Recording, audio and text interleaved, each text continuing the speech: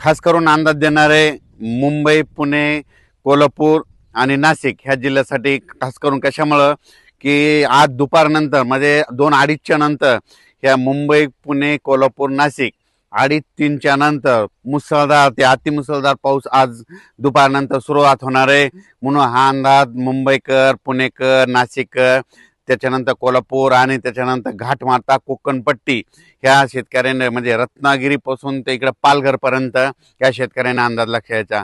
म्हणजे आणखीन 2 दिवस म्हणजे 6, 7, 8 म्हणजे आणखीन 8 तारखेपर्यंत असाच पावसाचा जोर राहणार आहे.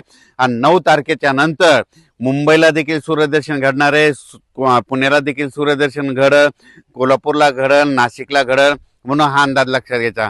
म्हणजे 9 तारखेच्या नंतर हे पावसाचा जोर ओसरणार आहे. म्हणून हे अंदाज सर्व शेतकऱ्यांनी आणि जनतेने हा अंदाज लक्षात द्यायचा. त्याच्यानंतर राज्यातली परिस्थिती बघता राज्यामध्ये काही भागामध्ये आज बरेच भाग सुटलेला आहे. तर त्या शेतकऱ्यांसाठी आनंदाची बातमी आज म्हणजे पुण्याकडे पाऊस जोरात सुरुवात झाल्याच्या नंतर बारामती एरिया 2, तसेच बीड जिल्हा, त्याच्यानंतर सोलापूरचा इकडं उत्तर सोलापूर, त्याच्यानंतर ह्या भागामध्ये आज बऱ्याच भागामध्ये पाऊस सुरू होणार आहे. सांगलीकडे देखील जोरदार पाऊस सुरू होणार आहे. म्हणून हा अंदाज लक्षात घ्यायचा. फक्त सोलापूर जिल्ह्याचा म्हणजे दक्षिण भाग थोडा राहील, आजच्या थोडा कमी राहील, पण त्याच्यात देखील दक्षिण सोलापूरला उद्याच्याला पाऊस पडेल आणि त्यांच्या देखील पेरण्या होतील ही अंदाज लक्षात घ्यायचा.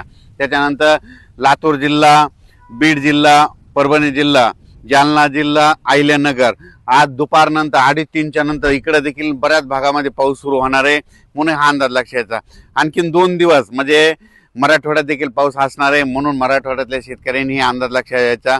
म्हणजे मराठवाड्यामध्ये सांगायचं झालं तर लातूर जिल्हा, धाराशिव जिल्हा, बीड जिल्हा, परभणी जिल्हा, जालना जिल्हा, संभाजीनगर, हिंगोली जिल्हा, नांदेड जिल्हा, मराठवाड्यात देखील आज दुपारच्या नंतर चांगला जोराचा पाऊस सुरुवात होईल. आणि 2 दिवस म्हणजे आज 6, 7 आणि 8 म्हणजे आणखीन 3 म्हणजे आजचा 1, उद्या 3 दिवस 8 तारखेच्या नंतर मराठवाड्यातले देखील पावसाचा जोर उसळणार आहे. 9 तारखेला मराठवाड्यात चांगलं सूर्यदर्शन घडणार आहे. म्हणून हा अंदाज मराठवाड्यातल्या शेतकऱ्यांना लक्षात घ्यायचा. ज्यांची कोणाची पेरणी राहिली असेल, जर जमिनीत ओल असेल तर तुम्ही तुमच्या पेरणीचा निर्णय घेऊ शकता.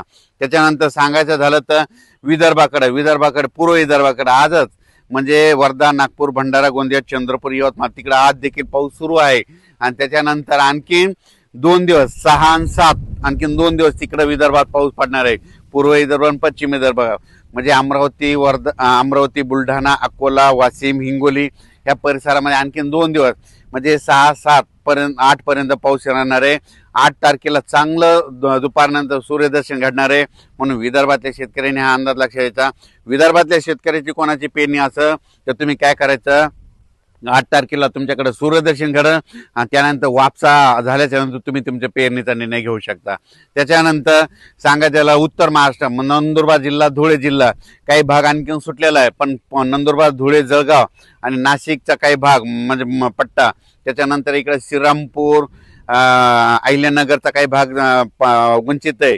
तर त्या भागामध्ये आज दुपारच्या नंतर 2:30च्या नंतर तिकडे देखील पावसाला सुरुवात होईल आणि त्या भागात पाऊस पडेल आणि त्यांच्या देखील पेरण्या लागू होतील. म्हणून हे अंदाज लक्षात घ्यायचा. म्हणजे आणखीन उत्तर महाराष्ट्राकडं म्हणजे 6, 8 तारखेपर्यंत उत्तर महाराष्ट्राकडे पाऊस असणार आहे. नाशिक जिल्हा, नंदुरबार जिल्हा, धुळे जिल्हा, जळगाव जिल्हा, मुंबईपर्यंत. आणि 9 तारखेला मुंबईला देखील सूर्यदर्शन घडणार आहे. म्हणून हे अंदाज सर्व शेतकऱ्यांना लक्षात घ्यायचा.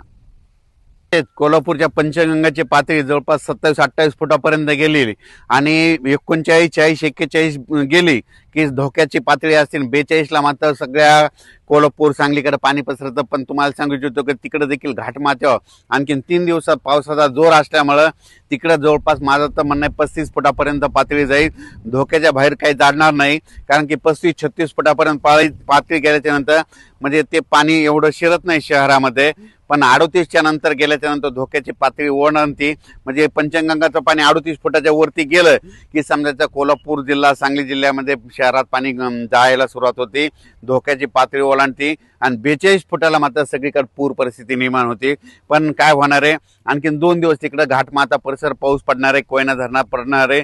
त्याच्यामुळे 35-36 पर्यंत पातळी जाऊ शकते. म्हणून त्यांनी नदीकाठच्या लोकांनी पंचगंगाच्या सतर्क करावे. त्याच्यानंतर उजनी धरणासाठी शेतकऱ्यासाठी आनंदाची बातमी. उजनी धरणाकडे जवळपास 7.5 ते 8 हजार क्युसेसनं पाणी येत असल्यामुळे उजनी धरणात देखील टीएमसी मध्ये वाढ होणार आहे, म्हणून उजनी धरणातल्या शेतकऱ्यासाठी आनंदाची बातमी. त्याच्यानंतर निळवंडी धरण, भंडार धरण या धरणात देखील पाण्याची साठे वाढत झाली, त्यांची टक्केवारी अजून आलेली नाही, त्याचा व्हिडिओमध्ये उद्या दिला जाईल. त्याच्यानंतर गोदावरी नदीला इकडं पूर आलेला आहे, इकडं पुण्याकडे देखील पूर आलेला आहे, म्हणून नदीकाठच्या लोकांनी सतर्क राहावे. मी पहिल्यांदाच म्हणलो होतो ना, नदीकाठच्या लोकांनी आपण आपल्या पाईपलाईनची काळजी घ्यावी.